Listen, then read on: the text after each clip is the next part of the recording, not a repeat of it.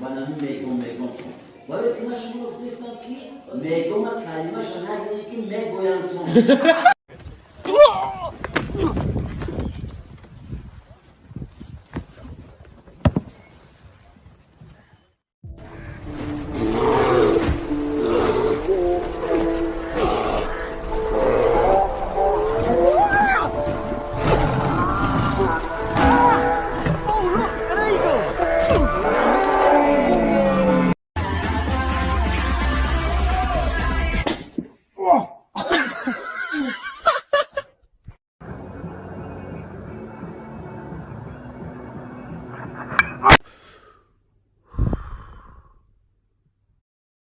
Likey